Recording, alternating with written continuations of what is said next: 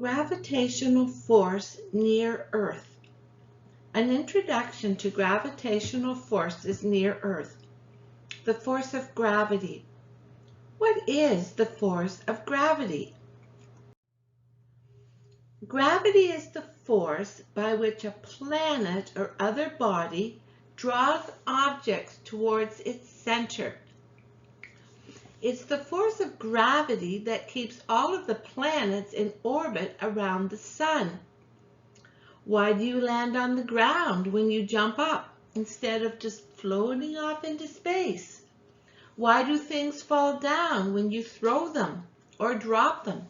The answer is gravity, which is an invisible force that pulls objects toward each other. Earth's gravity is what keeps you on the ground and what makes things fall.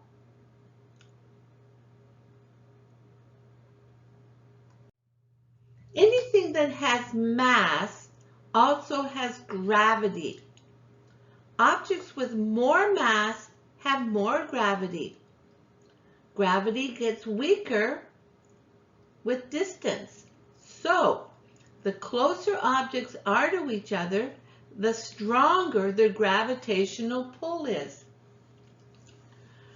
Earth's gravity comes from all its mass.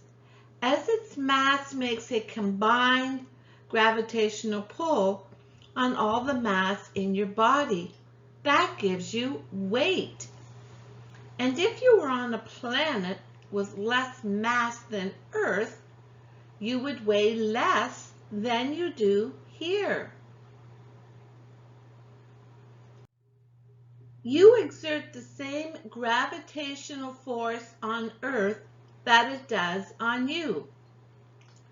But because Earth is so much more massive than you, your force really doesn't have an effect on our planet.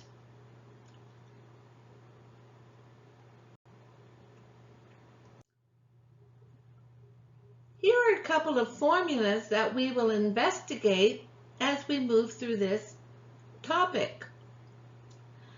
Earth's gravity, and we have the factors that are used to calculate the force of gravity.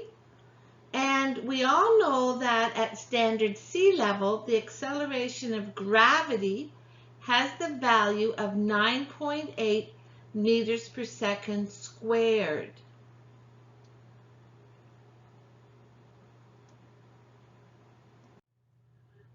Air resistance and free fall.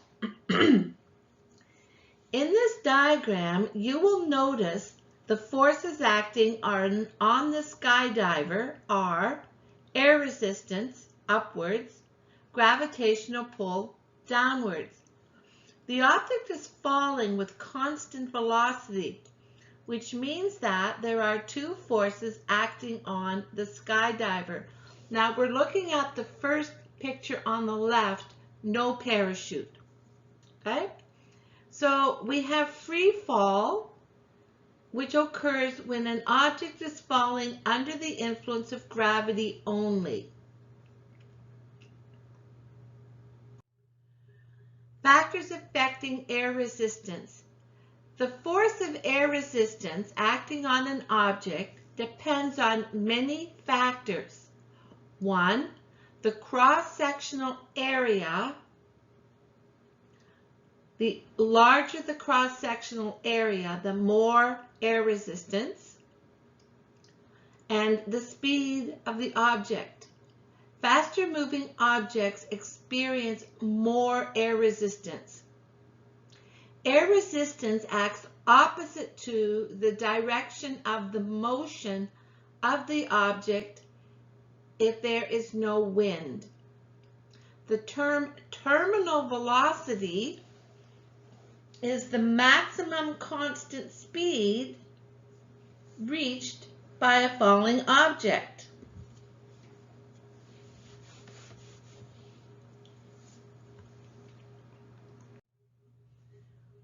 Initially, when the skydiver first jumps out of the plane, the initial velocity in the vertical direction is 0, and will experience very little air resistance. As the skydiver continues to fall, the speed will increase, and now she's accelerating.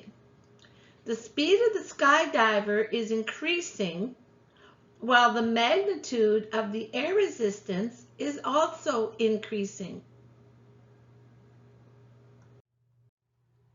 To slow down, the skydiver now opens the parachute. This will increase the cross-sectional area moving through the air. As soon as the parachute is opened, the upward force of air resistance is much greater in magnitude than the downward force of gravity. The skydiver begins to slow down because the net force is directed upward while she is still falling downward.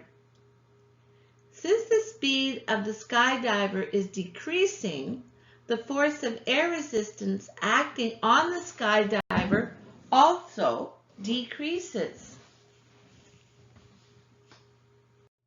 Eventually, the air resistance decreases to the point where its magnitude again equals the force of gravity. Notice that the skydiver is moving at a much slower terminal speed than before and can land safely on the ground. This is because she applied her parachute. And the skydiver lands safely.